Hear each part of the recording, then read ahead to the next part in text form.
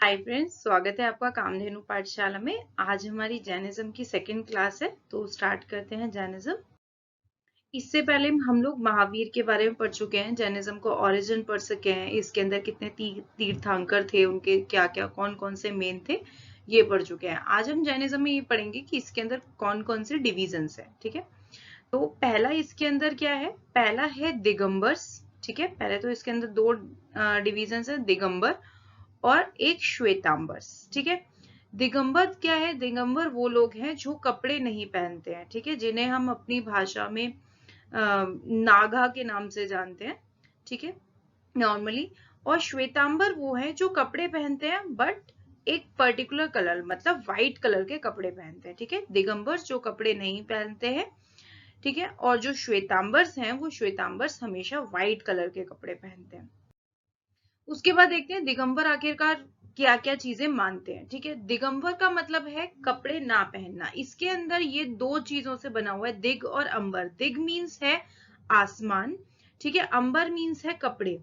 तो उनका कहने का मतलब है कि आप कोई भी कपड़े मत पहनो, आपके सर के ऊपर एक आसमान है जो आपको आश्रय दिए हुए है। ठीक है, और ये हमेशा ये बात करते हैं कि मोक्ष जो भी है वो आपको हमेशा बिना कपड़ों के ही मिलेगा। आपको कपड़े पहन के, आप अगर अपने कपड़ों से अटैच्ड रहेंगे तो आपको कभी भी मोक्ष की प्राप्ति नहीं होगी। ठीक है, तो हमेशा मोक्ष की प्राप्ति की मार्ग क्या मानते हैं ये लोग, कपड़ों को मानते हैं कि अगर आप कपड़े पहने हुए हैं तो आपको मोक्ष की प्राप्ति नहीं होगी।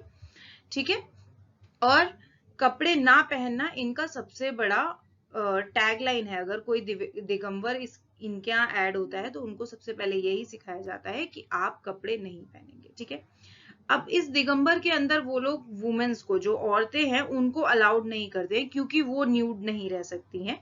वो आप इस तरीके से दिगंबर होके नहीं घूम सकती हैं। इसकी वजह से वो लोग ये बोलते हैं कि औरतों का मोक्ष पाना इम्पॉसिबल है। क्यों? क्योंकि वो कपड़े नहीं उतार सकती है या फिर वो न्यूड नहीं रह सकती है। ठीक है, इसकी वजह से वो लोग मानते हैं कि औरतें मोक्ष के रास्ते पे नहीं चल सकती है। दिगंबर्स जो है, दिगंबर्स के अपने ही कुछ रिचुअल्स एंड कुछ ग्रंथ हैं जो उनके ही किसी संत के द्वारा लिखे गए हैं। वो किसी भी वैदिक ग्रंथ को या फिर जो भी श्वेतांबर जो ग्रंथ मानते हैं वो उनको नहीं मानते हैं।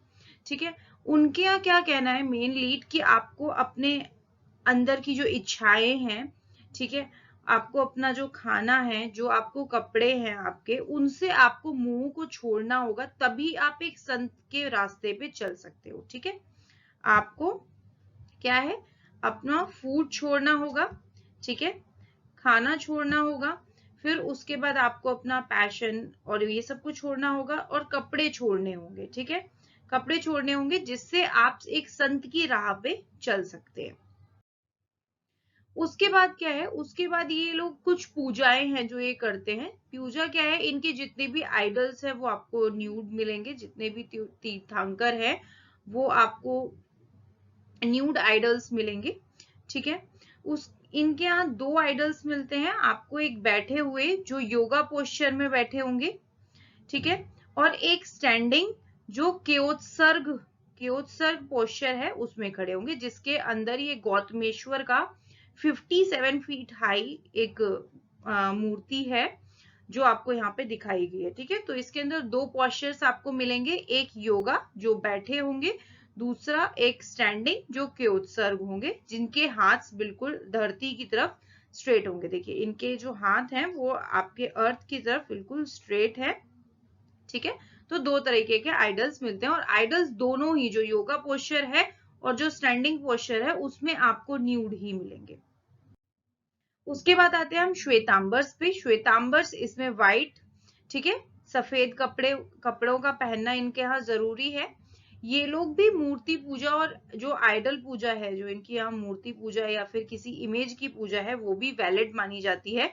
ये मंदिरों में जाके अपने तीर्थंकरों की मूर्तियों की पूजा करते हैं, और जितने भी बौद्ध धर्म, जैन धर्म से रिलेटेड जितने भी आइडल्स या फिर भगवान हैं, ये उन सबको मांगते हैं।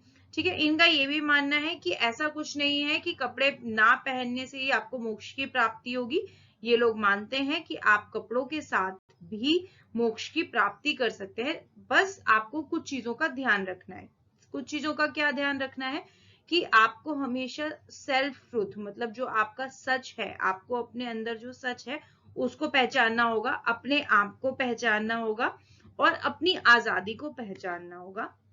ठीक है, जितनी भी भगवान से रिलेटेड स्पिरिचुअल प्रैक्टिसेस हैं, योगा हो गई, प्रेयर्स हो गई, या फिर इनसे इनके रिलेटेड जो संत हो गए उनकी पूजा हो गई, उनकी स्मरण मंत्र, ये सब कुछ प्रैक्टिसेस आपको करनी होगी और किसी भी चीज से अटैच नहीं होना होगा, चाहे वो कपड़े हो, चाहे वो कोई व्यक्ति हो, चाहे वो आपका भोजन हो, या फिर आपका कोई रिलेशनशिप, या फिर मटेरियलिस्टिक चीजें। तो किसी भी चीजें से आपको कभी भी अटैच नहीं होना है। ठीक है, अपने अंदर की सारी भावनाओं को, अपने अंदर की सारी इच्छाओं को जानना है और भगवान से रिलेटेड इनके जितने भी ग्रंथ हैं उनको अच्छे से अंडरस्टैंड करना है। ठीक है, जो भी उनके अंदर ग्रंथों में लिखा गया है उन्हें अच्छे से अपने अंदर अंडरस्टैंड करना है। उसके बाद इनके अंदर ये लोग मानते हैं, मैंने बताया कि इनके अंदर नहीं मानते हैं कि ये जो क्लोथ्स हैं वो मोक्ष को पाने के लिए कोई भी बाधा का काम करते हैं।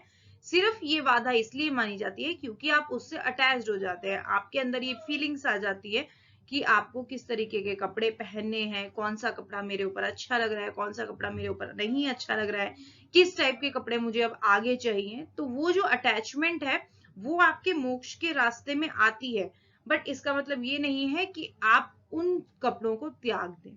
तो ये लोग नहीं मानते हैं। दिगंबरों की तरह इनके यहाँ इन और जितने भी औरतें हैं उनको अलाउड है, वो अपनी स्पिरिचुअल जो इतनी भी चीजें हैं उनको फॉलो कर सकती है, मंदिर में आके पूजा कर सकती हैं। वो अपनी वुमेन्स को मानते हैं कि ये मोक्ष के रास्ते पे चल सकती है, इनके लिए मोक्ष कोई गलत चीज या फिर कोई बाधा नहीं है।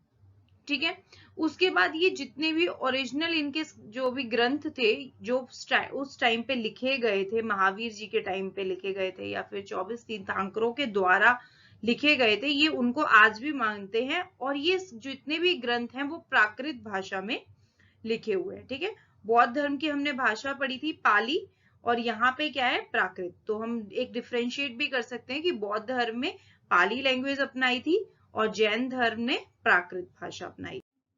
अब जैन धर्म के कुछ जो रास्ते होते हैं, जैसे हमने बौद्ध धर्म में पढ़े थे अष्टपितक मार्ग पता था, फोर्थ नोबल ट्रुथ पढ़े थे, वैसे ही यहाँ पे कुछ 12 रास्ते दिए गए हैं जिसके द्वारा आप जैन धर्म के रास्ते पर चल सकते हैं। ठीक है, तो इसके अंदर इन 12 को 3 पार्ट में डिवाइड किया गया है। ठीक है, इन 12 को भी 3 डिविजन्स किए गए हैं। पहला क्या है, अनुव्रत। ठीक है, अनुव्रत की संख्या कितनी है, 5। फिर गुणाव्रत, इसकी संख्या कितनी है, 3। फिर शिखास्व्रत, इसकी संख्या कितनी है, 4। ठीक है, अनुव्रत के अंदर क्या है, कुछ लिमिटेशंस हैं, कुछ लिमिट्स हैं जो आपको फॉलो करनी है। उसके बाद गुणाव्रत, आपको अपने गुण, अपने कैरेक्टर किस तरीके से बनाना है उसके बारे में लिखा गया है। शिखास्व्रत के अंदर 4 जो चीजें हैं वो आपको एक रास्ता प्रोवाइड करेंगी जिसपे चल के आप बौद्ध धर्म के, जैन धर्म की सारी चीजों को अपना सकते हैं। उसके बाद है अब हम पढ़ेंगे अनुव्रत के अंदर कौन कौन सी 5 चीजें हैं। ठीक है, अनुव्रत के अंदर पहला क्या है, अहिंसा अनुव्रत। ठीक है, फिर है सत्य अनुव्रत, फिर अस्तेय अनुव्रत। ठीक है, उसके बाद है ब्रह्मचर्य अनुव्रत और एक अपरिग्रह है। क्या है, अपरिग्रह अनुव्रत। देखिए, अहिंसा हमें पता है कि कभी भी किसी की हिंसा नहीं करनी है, नॉन वायलेंस। ठीक है, इसमें आपकी मानसिक रूप से हिंसा आ जाती है, व्यक्तिगत रूप से हिंसा आ जाती है, इमोशनली हिंसा आ जाती है, या फिर फिजिकली रूप से आ जाती है। मतलब आपको अपने मन में भी किसी के प्रति हिंसा की भावना नहीं रखनी है, कभी किसी को मारना नहीं है। इसके अंदर मारने के अंदर पशु पक्षी जानवर आदमी सब चीजें आती हैं। ठीक है, सत्य, सत्य हमेशा सत्य बोलना है, कभी भी मन के अंदर भी किसी के प्रति कोई झूठी भावना या फिर झूठी चीज नहीं आनी चाहिए। ठीक है, अस्तेय के अंदर नो स्टीलिंग, चोरी नहीं करनी है। इस चोरी के अंदर जैसे बुद्ध भगवान ने कहा था कि आप किसी की भी धन संपत्ति की, मेंटली या किसी भी चीज की कोई भी चोरी नहीं कर सकते हो, इसके अंदर भी वही कॉन्सेप्ट है। ब्रह्मचर्य का कॉन्सेप्ट यहाँ पे नया है। ब्रह्मचर्य का मतलब है कि आपको अपनी सेक्सुअलिटी को दबा के एंड कभी भी शादी, ब्रह्मचर्य का हम नॉर्मली मानते हैं कि शादी ना करना, तो वो नहीं करनी है। आप परिग्रह के अंदर है कि नॉन अटैचमेंट, अटैचमेंट किसी भी चीज से नहीं रखनी है। जैसे हमारे ये जो दिगंबर्स हैं वो बोलते हैं कि आपको अपने कपड़ों से अटैचमेंट नहीं रखनी है, बट यहाँ पे ये 12 का मतलब नॉन अटैचमेंट का मतलब ये नहीं है कि आपको कपड़ों से नहीं रखनी है, यहाँ पे किसी भी चीज से नहीं रखनी है, किसी भोजन से नहीं रखनी है, किसी व्यक्ति से नहीं रखनी है, किसी कपड़े से नहीं, किसी जगह से नहीं, किसी भी चीज से आपको बिल्कुल भी कोई अटैचमेंट नहीं रखनी है। ठीक है, तो पहला पहला हो गया अहिंसा, सत्य, अस्तेय, ब्रह्मचर्य और अपरिग्रह, 5 ये हो गए अनुव्रत के। ठीक है, बाकी के हम नेक्स्ट क्लास में पढ़ेंगे। So thank you so much and bye bye.